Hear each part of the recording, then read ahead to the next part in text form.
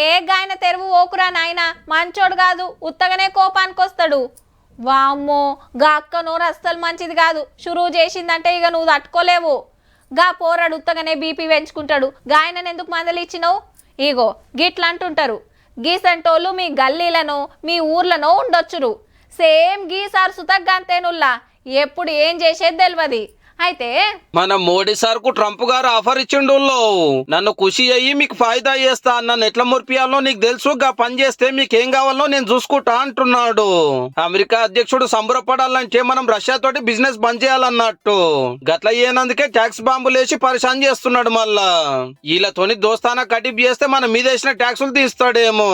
అయితే మన మోడీ సార్ మీదకి ఏం మాట్లాడతలేడు గాని పుతిన్ సార్ తోటి కొత్త కొత్త బిజినెస్ సురువు చేసే ఈ ముచ్చట్టుంటే ఏ రా చూసుకుందాం, నీకెవడు భయపడతాడు, మా కాడ కూడా బాంబులున్నాయని ట్రంప్ సార్ కు కొలంబియా అధ్యక్షుడు సవాల్ చేసిండు.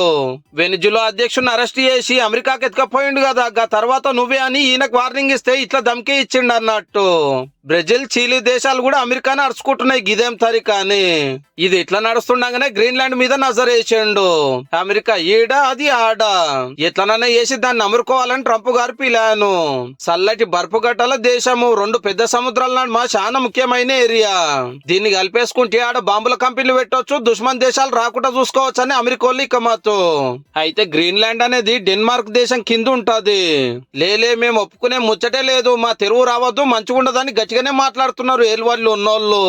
కానీ ఆడ యుద్ధాలు ఆపినా ఈడ యుద్ధాలు ఆపినా నాకు శాంతి నోబెల్ బహుమతి ఇవ్వాలని డిమాండ్ చేస్తావు, ఇంకో దిక్కు దేశాల మీద కురుకుతావు. గిదేంది సారు, ఏలువాళ్ళకి ఎక్కి ఏడాది కాలేదు కానీ ఎన్ని దేశాలను పరిశాన్ చేస్తున్నాడో చూడండిగా.